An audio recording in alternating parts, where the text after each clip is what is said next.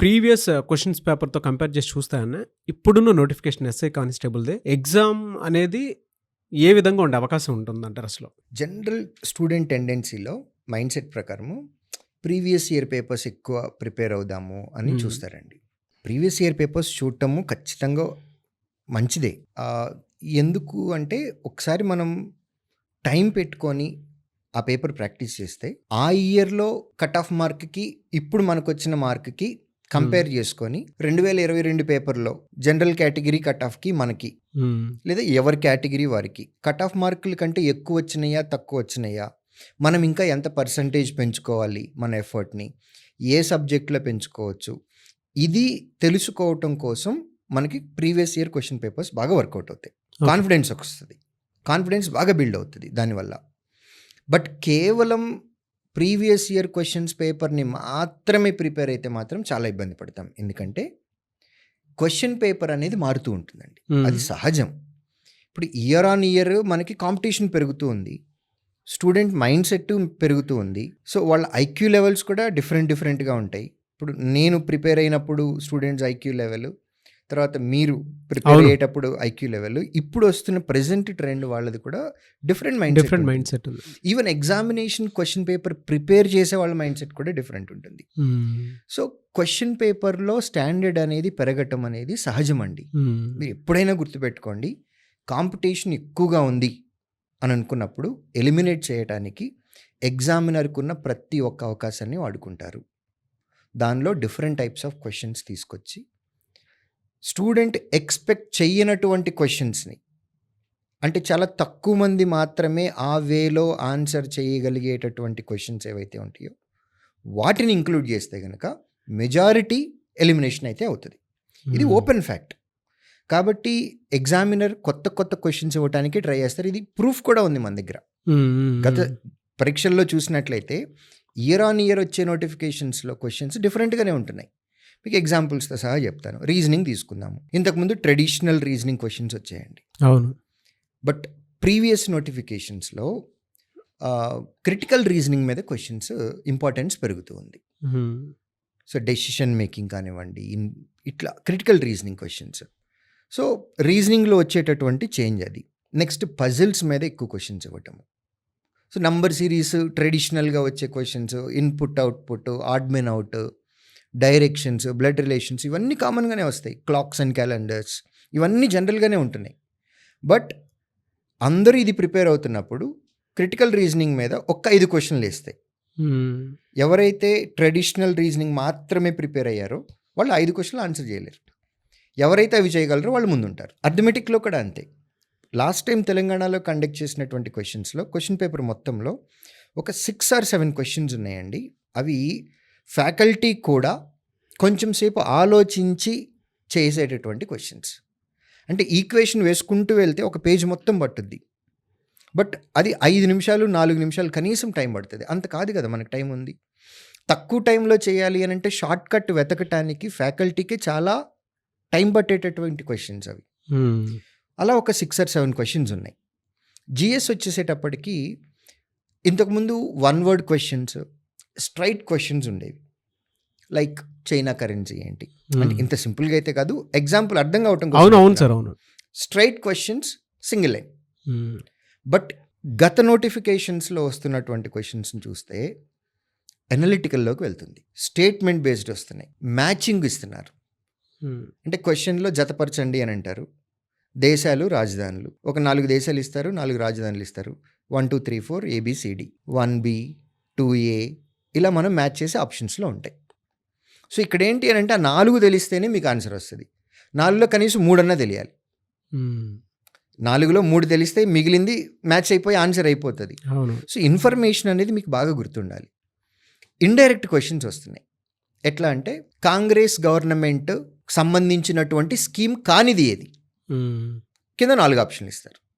Straight question ఏంటి, కింది వాటిలో ఏది కాంగ్రెస్ ప్రభుత్వం ప్రవేశపెట్టినటువంటి పథకం. ఇప్పుడు ఏంటి అంటే 4 ఆప్షన్లు ఇచ్చి కింది వాటిల్లో ఏది కాంగ్రెస్ ప్రభుత్వం, అంటే తెలంగాణలో గవర్నమెంట్లో ఉంది కాంగ్రెస్ గవర్నమెంట్ కాబట్టి నేను ఎగ్జాంపుల్ అది చెప్తున్నాను అంతే. ఓకే. సో నేను చెప్పాలనుకున్న పాయింట్ ఏంటంటే ఇండైరెక్ట్ క్వశ్చన్స్ అడుగుతున్నారు, టైం టేకింగ్ క్వశ్చన్స్ అడుగుతున్నారు. కింది వాటిల్లో ఏది ఈ ప్రెజెంట్ గవర్నమెంట్ ప్రవేశపెట్టని పథకం ఏంటి అని అంటే అసలు వీళ్ళు పెట్టిన పథకాలు మొత్తం అన్నీ తెలియాలి మీకు. అవును. అప్పుడే ఈ 4 ప్రెజెంట్ గవర్నమెంట్ స్టార్ట్ చేసిన స్కీమ్స్, మిగిలింది అది కాదు అనేది తెలుస్తుంది. సో ఇలాంటి క్వశ్చన్స్ వస్తున్నాయి, స్టేట్మెంట్ బేస్డ్ వస్తున్నాయి. జనరల్గా ఆప్షన్లో మనం ఒక వర్డ్ కానీ ఒక 2 words కానీ ఎక్స్పెక్ట్ చేస్తాం ఆప్షన్స్లో, ఏబిసిడిలో.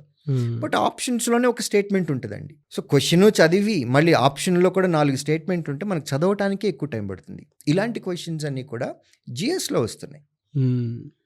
కాబట్టి కన్ఫ్యూజింగ్గా ఉండేలాగానే క్వశ్చన్స్ అడుగుతారు. ఎందుకంటే ఇట్స్ ఆల్ అబౌట్ ఎలిమినేషన్. మీరు క్వశ్చన్ పేపర్ ఇచ్చిన తర్వాత మీరు ఈ క్వశ్చన్ ఇవ్వకూడదు, మీరు ఎందుకు ఇచ్చారు అనే రైట్ మనకి లేదు. ఇచ్చిన క్వశ్చన్స్ తప్పైతే గనక ఎస్ మనం రైజ్ చేయొచ్చు. క్వశ్చన్తో పాటు మనకి కీ కూడా రిలీజ్ చేస్తుంది గవర్నమెంట్. కీ అంటే గవర్నమెంట్ కాదు, ఎగ్జామినేషన్ బోర్డ్ కీ రిలీజ్ చేసిన తర్వాత ఇచ్చిన క్వశ్చన్కి మీరు తప్ప ఆన్సర్ ఇచ్చారు కానీ కరెక్ట్ ఆన్సర్ ఇది అని క్లెయిమ్ చేసే రైట్ మన దగ్గర ఉంది తప్ప మీరు ఈ క్వశ్చన్ ఇవ్వకూడదు అనే రైట్ మన దగ్గర లేదు. కాబట్టి యాస్పిరెంట్స్ ఎవరైనా కానీ సబ్జెక్ట్ నాలెడ్జ్ మీద ఫోకస్ చేయాలి. కేవలం పాత ప్రశ్నాపత్రాల్లో ఉన్నటువంటి క్వశ్చన్స్ని బేస్ చేసుకొని ఆ స్టాండర్డ్ వరకు మాత్రమే మేము ప్రిపేర్ అవుతాము, అలాంటి క్వశ్చన్స్ మాత్రమే ప్రిపేర్ అవుతాము అని అంటే మాత్రం ఇబ్బంది పడటానికి అవకాశాలు ఉన్నాయి ఎగ్జామినేషన్లో. కాబట్టి కాంపిటేటివ్ ఎగ్జామ్ అన్నప్పుడు 2 points very important. You should play the game with your strong area and competitors weak area. 2 ఉండాలండి. మీ స్ట్రెంగ్త్ తోటి మీరు గేమ్ ఆడాలి, at the same time competitor weakness తోటి కూడా గేమ్ ఆడాలి. అది ఎలా సార్? అదే జనరల్గా మీకు ఇందాక చెప్పానండి, రీజనింగ్ ఉంది. రీజనింగ్లో క్రిటికల్ రీజనింగ్ జనరల్గా నెగ్లెక్ట్ చేస్తారు. True true true. So competitor critical రీజనింగ్ని నెగ్లెక్ట్ చేస్తున్నాడు అని మనకు తెలిసినప్పుడు మనం స్ట్రెంగ్త్ అవ్వాల్సింది దానిలోనే. అప్పుడు దాని నుంచి క్వశ్చన్ వచ్చింది అని అంటే మనం ముందుకు వెళ్ళిపోతాం కాంపిటీటర్ కంటే. జిఎస్లో జనరల్గా కాంపిటీటర్స్ చేసే మిస్టేక్స్ ఏంటి? సైన్స్ కాన్సెప్ట్స్ని మిస్ చేస్తాం. అందరూ ఏమనుకుంటారు, హిస్టరీ నుంచి, జాగ్రఫీ నుంచి, తెలంగాణ మూమెంట్ నుంచి, తెలంగాణ హిస్టరీ నుంచే ఎక్కువ క్వశ్చన్స్ వస్తాయి, ఫోకస్ అందరూ దాని మీద ఉంటుంది. జనరల్గా చేసే మిస్టేక్ సైన్స్ అండ్ టెక్నాలజీ చిన్న చూపు చూస్తారు. సైన్స్ కాన్సెప్ట్స్ తక్కువ ప్రిపేర్ అవుతారు. దానిలో కూడా మనం ఎక్కువ ప్రిపేర్ అవుతాయి. అంటే హిస్టరీ, జాగ్రఫీ చదవటం మానేసి మిగిలిన చదవండి అని నేను చెప్పట్లా.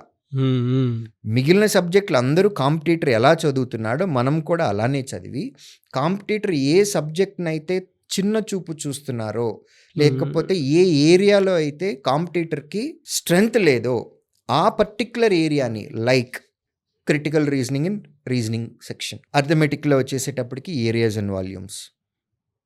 సో ఇలా జిఎస్లోకి వచ్చేసేటప్పటికి science and technology, environment, science concepts, వీటి మీద మనం ఎక్కువ ఫోకస్ పెట్టి మిగిలిన వాటితో పాటుగా అండర్లైన్ దిస్ పాయింట్ ఇలా చేస్తే గనక ఆ ఏరియా నుంచి క్వశ్చన్స్ వస్తే మనం ఆన్సర్ చేయగలుగుతాం. కొంత 80 to 85% మెంబర్స్ని మనం క్రాస్ చేసి ముందుకు వెళ్ళిపోవచ్చు కాంపిటీషన్లో. సో నేను అన్నది అది, మన స్ట్రెంగ్త్ తోటి గేమ్ ఆడాలి, at the same time competitor weakness తోటి కూడా గేమ్ ఆడాలి. అప్పుడే డబుల్ ఎఫెక్ట్ పడుతుంది, మనం మెరిట్ లిస్ట్లోకి వస్తాం. అది నేను చెప్తున్న point. At the same time majority people events మీద తక్కువ ఫోకస్ చేస్తారండి. ప్రిలిమ్స్ అయిపోయిన తర్వాత కదలే వచ్చినప్పుడు చూసుకుందాం. మాక్ టెస్ట్ ఓన్లీ సండేనే మాక్ టెస్ట్ రాద్దాము. సండేనే మాక్ టెస్ట్ రాస్తున్నాడు కాంపిటీటర్, వీక్లీ వన్స్ రాస్తున్నప్పుడు మనం 2 times 3 times రాయాలి. అప్పుడు మనం ప్రాక్టీస్ ఎక్కువ ఉంటుంది. కాంపిటీటరు అంటే మన కాంపిటీటర్ మనతో పాటు ఎగ్జామ్ ఎవరైతే రాస్తున్నారో వాళ్ళు ఒక చాప్టర్కి 100 questions సాల్వ్ చేస్తున్నారు, మనం 150 చేయాలి. చెప్పటానికి చాలా సింపుల్గా ఉంటుందండి, కానీ చెయ్యాలి అని అంటే ఎంతో పట్టుదల ఉండాలి. కానీ అట్లాంటి పట్టుదల ఉన్న వాళ్ళు ప్లాన్ వేసుకోవటం కాదు, షెడ్యూల్ వేసుకోవటం కాదు, దాన్ని ఎవరైతే ఇంప్లిమెంట్ చేస్తారో వాళ్ళకే ఉద్యోగాల్లో వస్తాయి. అందరికంటే మనం డిఫరెంట్గా ఉండాలి. అది మనం ప్రాక్టీస్ చేసే పద్ధతిలో డిఫరెన్స్ ఉండాలి, మనం నేర్చుకునేటటువంటి కంటెంట్లో డిఫరెన్స్ ఉండాలి, మనం క్వశ్చన్ సాల్వ్ చేయటానికి ఉపయోగించే మెథడ్ డిఫరెంట్గా ఉండాలి, ఇన్ఫర్మేషన్ని మనం గుర్తుపెట్టుకునే విధానం కూడా డిఫరెంట్గా ఉండాలి, మన రివిజన్ కూడా డిఫరెంట్గా ఉండాలి, మన ప్రాక్టీస్ కూడా డిఫరెంట్గా ఉండాలి. అందరూ 100 చేస్తున్నారు, మనం 110 చేద్దాం, 120 చేద్దాం, 150 చేద్దాం. ఓపిక ఉన్నంత వరకు చేయాలి. ఎక్కువ టైం లేదు. నోటిఫికేషన్ రాబోతుంది. క్లియర్ నోటిఫికేషన్, క్లియర్ ఇండికేషన్ ఉంది. ఇక్కడి నుంచి మనం చేసే పని తినటం, పడుకోవటం, ప్రాక్టీస్ చేయటం. ఈ 3 ఉండాలి. ఇంకా వేరే ఏమీ లేకుండా. ఇలా చేస్తే గనక ఉన్న టైంని పర్ఫెక్ట్‌గా యుటిలైజ్ చేసుకున్న వాళ్ళం అవుతాం. కాంపిటీషన్‌లో మనం ముందుండి మనకు ఉద్యోగాలు తెచ్చుకోవచ్చు.